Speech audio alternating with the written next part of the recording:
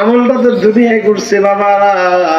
আমার যুবক আব্বারা যদি পায়ে ধরে বলি, আব্বা নামাজটা পড়ো, বাবা নামাজটা পড়ো, আরে নামাজ পড়তে মনে চায় না। রোজাটা রাখো বাবা, রোজাটা রাখো, রোজাটা রাখতে মনে চায় না। সেদিন যখন নাকি আমার মালিক আল্লাহ এই জাহান্নামী বান্দাকে পুরস্কার দেওয়ার ঘোষণা করবে, তখন সে উকি মেরে মেরে দেখবে, আহা তার আমল নামাটা মিজানের পাল্লায় উঠা হইছে। মিজানের পাল্লায় আমল নামা দেখা তার অনুসারে যে জান্নাতটা সে পাইছে। এবার আমার আল্লাহ বলে, এই পুরস্কার অনুসারে আমার বান্দা যে জান্নাতটা পাইলো, আমার ওই জান্নাতটার মালিক আমার বান্দারে বানায়া দাও। এই ঘোষণাটা বলে জান্নাতীদের আর কোনো আফসোস নাই। একটা আফসোস জান্নাতীদের থেকে যাবে, শুধু জুমার নামাজটা পড়ছি, সারা সপ্তাহের নামাজটা পড়ি নাই। আরে যদি সারা সপ্তাহের নামাজটা পড়তাম, আজকে কত বড় জান্নাতটা পাইতাম। আরে মেট্রিক পরীক্ষার রেজাল্টটা যখন দেয়, কানায়া কানায়া নাম্বারটা দেখতে যায়, আর নাম্বারটা যখন সামনে আসে তখন বিচারা অনেক আফসোস করে বলে, আরে আরেকটু যদি কষ্ট করে পড়তাম, নাম্বার আরেকটু ভালো হইতো, ঠিক না বেঠি? সেদিন হাসরের ময়দানে ওই আমলের দিকে তাকায় তাকায় বলবে, আরে 60 বছর হায়াত পাইছি, সারা 60 বছরে যতগুলা বাঙি টাঙি রোজা রাখছি, মাত্র 60টা রোজা। কয়টা বলে? 60টা রোজা জমছে, বাকি রোজাগুলি রাখে নাই, ভাঙ্গিয়ে ফেলাইছে। আহারে দৈনিক 5 ওয়াক্ত নামাজ 80 বছরের থেকে 12 বছর বাদ দিলে, আহারে 68 বছর বয়স পর্যন্ত কতগুলো নামাজ জমতো, দৈনিক 5 বার নামাজ জমতো। কিন্তু সারা 80 বছরের জীবনে হিসাব মিলায় দেখে মাত্র 3 বছরের নামাজ জমছে। কয় বছরের নামাজ? আরে 3 বছরের নামাজ জমছে, তাতে এত সুন্দর জান্নাত পাইছি। এখন আফসোস করে বলে, মালিক কি করলাম, যদি 5 ওয়াক্ত নামাজই কষ্ট করে পড়তাম, আজকে তো আমার জান্নাতটা ওসমানে গনি রাদিয়াল্লাহু আনহুর কাছাকাছি জান্নাতটা থাকতো। আজকে আমার বাড়িটা আমার বন্ধু মুহাম্মদ থেকে কত দূরে, আমার জান্নাতটা তখন আমার প্যারা নবীর কাছে থাকতো, বেলালে হাবশির কাছে থাকতো। আরে মাত্র 10,000, মাত্র 10 লক্ষ বার আল্লাহ শব্দ আমার আমলনামায় জমছে। সারাদিনে যদি আল্লাহ আল্লাহ বলতে থাকতাম, সারাদিন যদি সুবহানাল্লাহ সুবহানাল্লাহ জপতে থাকতাম, আরে কত মায়েরা আফসোস করবে।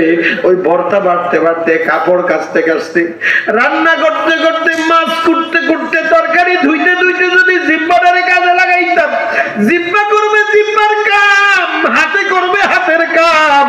হাতের কামে দুনিয়া তৈরি, জিহ্বার কামে আখিরাত তৈরি। হাতের কামে দুনিয়া পাওয়া যায়, জিহ্বার কামে আখিরাত পাওয়া যায়। আহারে ওই ঘন্টাগুলির জন্য আফসোস হয়, আহারে কেন ফজর পড়লাম না, কেন যোহর পড়লাম না, কেন আসর পড়লাম না, কেন মাগরিব পড়লাম না, কেন কোরআনটা শিখলাম না। আরে যদি নবীর তরিকায় চুলটা রাখতাম, এখানে তো এত পুরস্কার পাইয়া যাইতাম। আমার পাশের বাড়ির বন্ধু নবীর তরিকায় চুল রাখার কারণে সে অনেক বেশি পুরস্কার পাইয়া গেছে, ওই পুরস্কারটা আমি পাই নাই। আহারে কেন রোজা ভাঙলাম, আহারে কেন বাইতুল্লাহ গেলাম না, এত সম্পদ থুইয়া কবরে চলে গেলাম, এত সম্পদ থুইয়া কবরে ঢুকে গেলাম, এত সম্পদ থুইয়া পরপারে পার হয়ে গেলাম, ওই সম্পদ গুলি তো আমার কাজে আসলো না। আমার গাড়ির চাবি উপরে, সব রয়ে গেছে সেখানে, আমি চলে গেছি বান্দা বেচারা কবরে। আমি তো সম্পদের মালিক আর রইলাম না। ভুল করলাম, ভুল করলাম, ভুল করলাম, ভুল করলাম, ভুল করলাম। বলে জান্নাতীরা শুধু একটাই আফসোস করবে, কেন সেই মিনিটগুলি জিকিরে কাটে নাই। আজকে থেকে মরণ পর্যন্ত আমরা নামাজ ছাড়বো না। কেউ হাত তোলেন দেখি, ইনশাআল্লাহ। আমাদের লাভে, আমাদের লাভে, আমাদের লাভে, আমাদের লাভে, আমাদের লাভে। বলেন আল্লাহ কবুল করেন, আমিন বলেন, আমিন বলেন। হাত নামান, তাহলে বলেন আমল দুনিয়াতেও লাগবে, আমল আখিরাতেও লাগবে। আমি এখানে আনার জন্য এই হোতামা সেন্টারের কথাটা বলছি যে প্যারা বন্ধু, আমি যে নামাজ ছেড়ে দিয়ে বসেছি, আমার যুবক বন্ধু আমি যে নামাজ পড়ি নাই, এটা তো আমি ভুল করতেছি। কারণ এই নামাজ আমার দুনিয়ারও সম্পদ, এই সাথে মহব্বত করতে হলে আমার দুনিয়াতে আমল লাগবে। আমল ছাড়া আল্লাহর সাথে সম্পর্ক সম্ভব না। বলেন আল্লাহকে কোন পন্থায় অর্জন করবেন? হ্যাঁ, আল্লাহকে অর্জন করার পন্থাই কি? ইবাদত। এবার যখন স্টুডেন্ট জীবনে ছিলাম এই হাদিসটা বুঝে আসতো না। আমি আমার কথা বলি, ওলামায়ে কেরাম আছেন, আমি নিশ্চিত উনাদের ওই কথাটা দিলে আসে। কারণ আমি একটি কি বলবো, আমি কোন শব্দে বললে আমার আলেম ভাইদের সাথে আমার কথাটা মিলবে। ইমানের ভয়ে আমি মাইনে নিছি, আমার দিল মানতে কষ্ট হয়েছে। কি হাদিসের মধ্যে আসছে, আমার বান্দা আমার দিকে 1 বিঘা তাকায়, আমি 1 হাত আগায়। কয় হাত? দেখেন, আমার বান্দা যখন আমার দিকে 1 হাত আগায়, আমি হাঁটি আগাই, হাত আর গনি না। বান্দা হাঁটে, আমি দৌড়াই। এবার বান্দা যখন দৌড়ায়, আমি বান্দারে আমার কোলে তুলে নেই।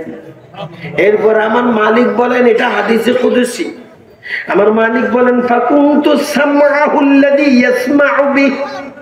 এ বন্ধু, আমার আল্লাহ এবার ঘোষণা দেয়, আমি বান্দার কান হইয়া যাই। কি হইয়া যাই? আমি বান্দার কান হইয়া যাই। এবার এই বান্দা বেচারা আমি আল্লাহর কান দিয়া শুনে। এইটা আমার বুঝে আসতো না। বিশ্বাস, আমার কথা বুঝছেন কি বলছি? পড়তাম, হাদিস পড়তাম, মানতে তো হবে। লা ইলাহা ইল্লাল্লাহ পড়ে তো বন্দী হয়ে আল্লাহ যেমনি যেমনি বলবে এমনি মানতে হবে। কিন্তু মনের তাসাফি আছে না, বান্দার চোখ নাকি আল্লাহর চোখ হইয়া যায়। এবার বান্দার চোখ দিয়ে দেখে না, মাটির চোখ দিয়ে দেখে না, বান্দা আল্লাহর চোখ দিয়ে দেখে, আল্লাহর কান দিয়া শুনে, আল্লাহর হাত দিয়া ধরে। ফাকুনতু রিজলাহুল্লাতী তামশী বিহা ওয়া কুনতু ইয়াদাহুল্লাতী ইয়াবতিশু বিহা। দোস্ত, হাদিসের আবার কিছু বলার নাই, তাও কি হাদিসে কুদসি, আল্লাহর কথা, রাসূল বলে নাই। আল্লাহ যেমনি বলে পাঠাইছে এমনি। আশ্চর্য হয়ে গেলাম, কয় কি রে? কিন্তু যখন নাকি আল্লাহর মহাব্বতের এই মোতালাটা সামনে আসলো, ওমিনান নাসি মাইয়াত্তাখিযু মিন দুনিল্লাহি আনদাদা ইউহিব্বুনাহুম কাহুব্বিল্লাহ ওয়াল্লাযীনা আমানু আশাদ্দু হুব্বান লিল্লাহ। সূরা বাকারা খানা সূরা 165 নম্বর আয়াতে আমার মালিক যখন দাবি করলো লাত মানাত উজ্জা, কাফেররাও তাদের মূর্তিরে ভালোবাসে, কাফেররাও তাদের মূর্তিরে ভালোবাসে,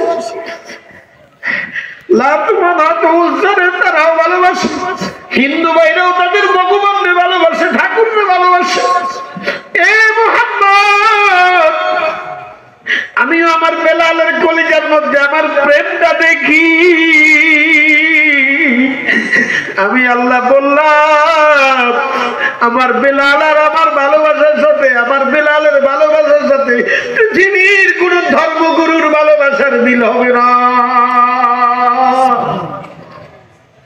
আমারে আমার সুমাইয়াও ভালোবাসে, আমারে আমার আবু বকরেও ভালোবাসে।